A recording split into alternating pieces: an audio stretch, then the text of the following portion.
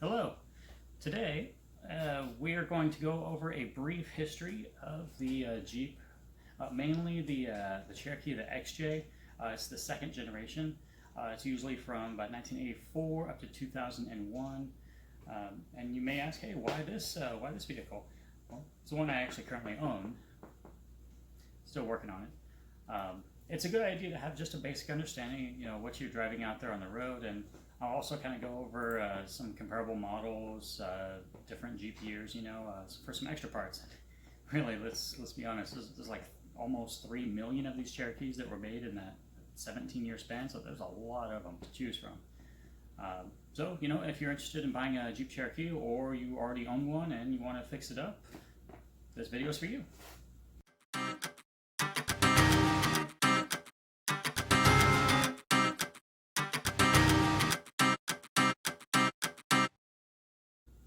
All right, so when someone says Jeep, if you don't already kind of know what one is, or you don't own one or anything like that, this is kind of what comes to mind. Jeep. The original one, it actually came out in the 1940s, the early 1940s for the war, and it was an instant hit. Soldiers even brought them back, after the war. Everyone loved them. It was just an all-around great vehicle.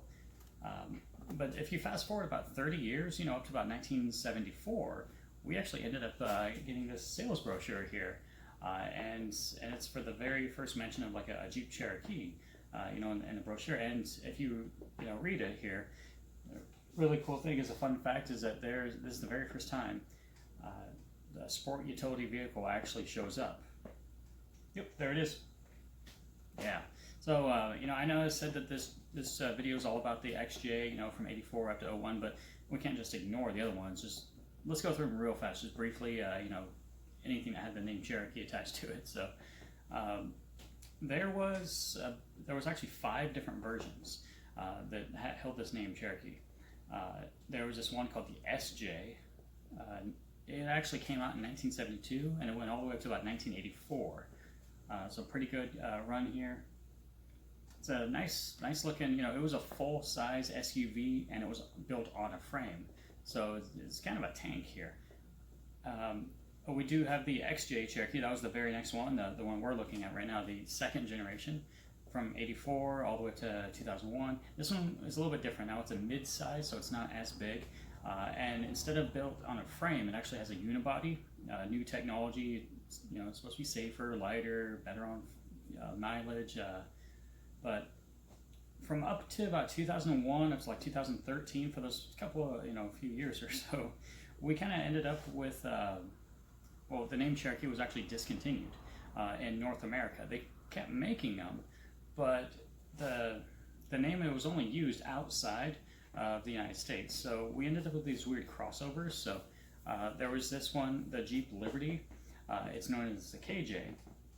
It actually sold as a Cherokee in China, United Kingdom, and then in 2008 we ended up with this one here. It's another Liberty, known as the KK. So all around the world, these are Jeep Cherokees. So you go to South America, China, someone has a Jeep Cherokee and it's like a 2010 or 12. This is what they're driving, and it even says Cherokee on it. But here in America, we know them as a Jeep Liberty. I know it's kind of confusing, but they actually finally brought it back. 2014. Here it is. They brought back this Jeep, and it looks weird to me. I mean, it doesn't look like it should, but I don't know. I guess they're going for some futuristic vehicle or something. But I don't know. Tell me if I'm wrong. I know it's a Jeep Cherokee. It has the emblem on it. It's sold in the United States as a Cherokee, but it's not really a real Jeep. It just doesn't seem like it. By this time, everything is completely different. Different engine, drivetrain, interior, the look, the feel, the drive, everything is all different. And it's just not the same. It kind of feels like they're just really trying to cash in on the famous Cherokee name and the reputation, the legacy, without actually selling anything close to it. Anyways, let's go back. Let's go back to the second generation, back to 1984. Okay. Okay, so XJ, second generation from 84 up to 01. this was the first time that Jeep really ventures into like a family vehicle, and it was actually really successful, as you know. Now I know the Wagoneer and the SJ that came before, 1970s. Those were like family SUVs, but those were tanks. They were huge. Most of the previous the SJs, they only had 2 doors. They did have 4 doors, but that didn't happen until like 1977. Yeah, but with his second generations here, that's kind of how they sold it. Family gets in, you go camping for the weekend, you make it back to work on Monday. So it was an all-around decent vehicle. They did have some 2-door options, and they even had some 2-wheel drive options.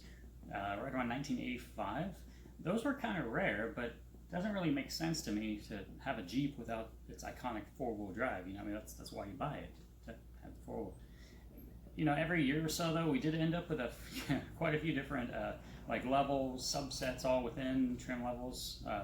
So we actually ended up with a Limited, Classic, a Pioneer, the Sport, Chief, the Laredo, and I think there was a couple other ones too mixed in there. But the differences really, it was just minor. It came down to like interior colors, extra features. Some of them even actually came with a moonroof or sunroof, whatever you call it.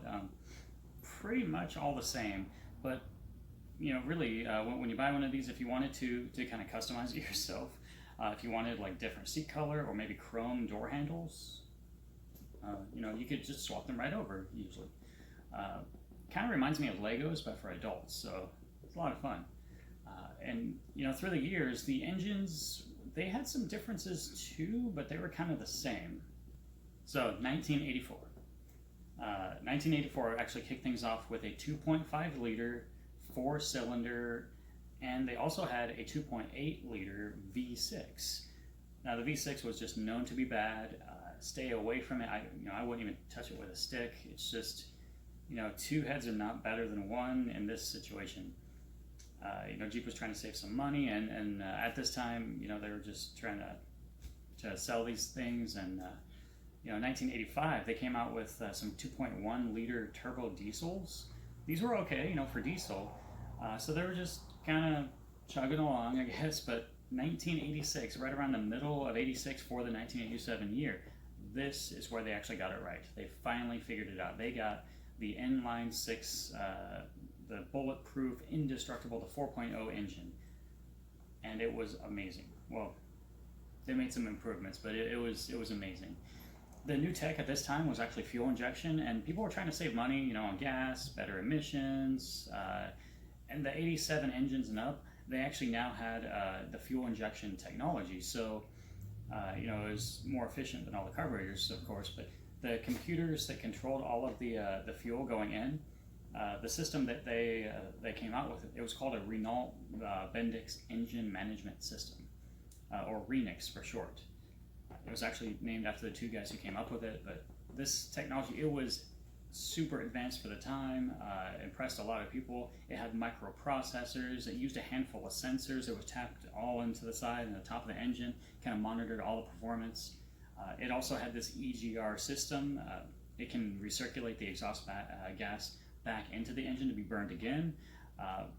So it could save on fuel if it wasn't burned, or it would actually lower the exhaust temperature so it wouldn't mess up the catalytic converter as much. And so it was just all around, it had some powerful technology here.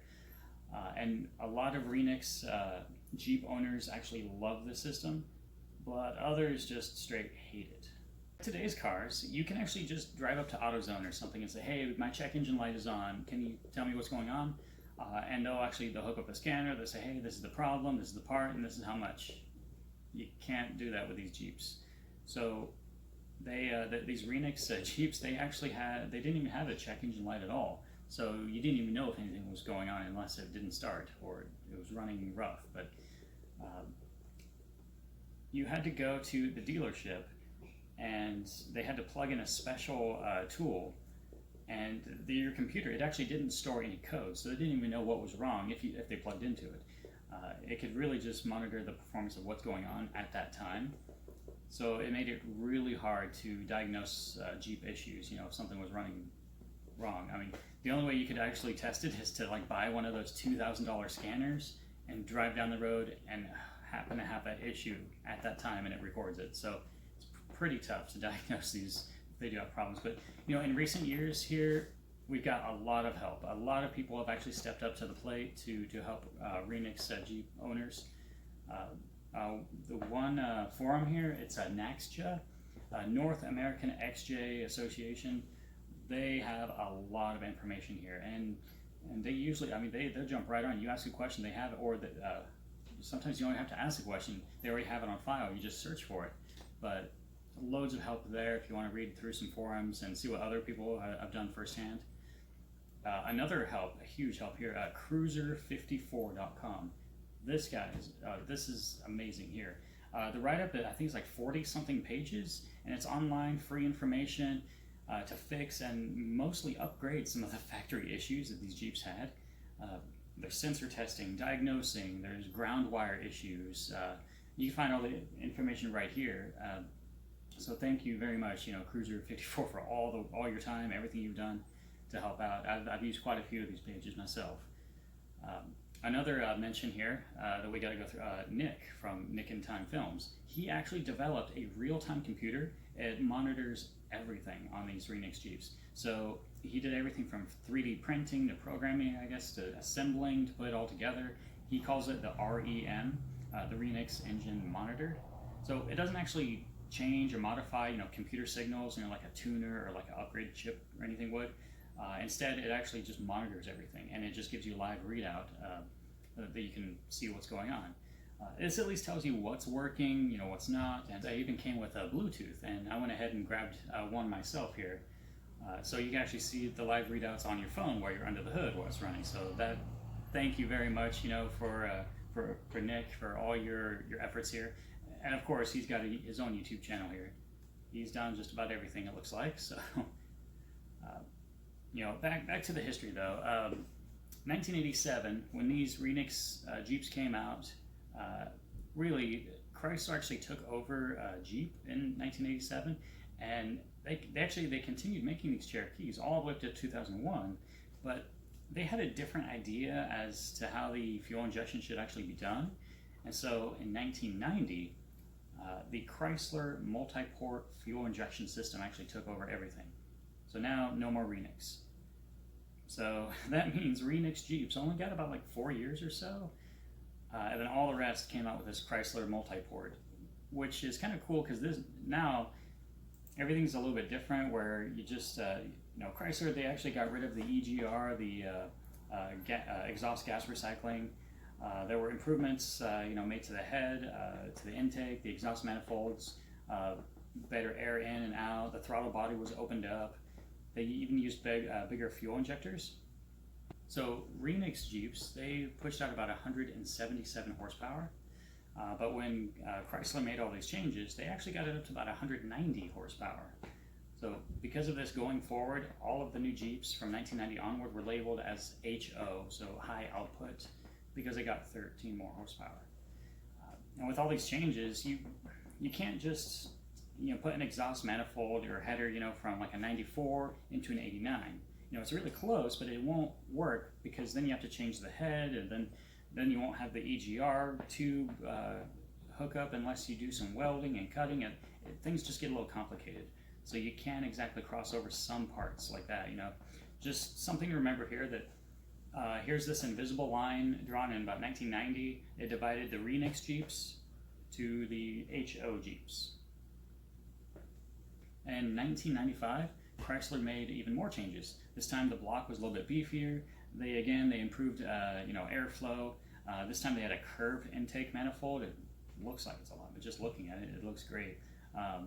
They did better fuel injectors again, but still it only produced the same 190 horsepower. So these Cherokees, they kind of stayed the same, really, with just these minor changes every year or so up until about 2000. Now they actually got rid of the distributor shaft altogether in the year 2000 for those Cherokees, and now they actually used coil packs. So overall, I think this was about the last major modification that Jeep did, was getting rid of the shafts for the coil packs here. This kind of finally brings us to the end of the second generation of the Cherokee. So in 2001, they finally stopped production of this famous Jeep Cherokee in America. Like I said, they took Cherokee out, as the Liberties, but this same year in June of 2001, they actually have this famous picture here. I found out on Wikipedia where they made their 5 millionth 4.0 engine. So there's that. They're still making engines. They made like almost 3 million of the Cherokees, but now they're up to 5 million engines. So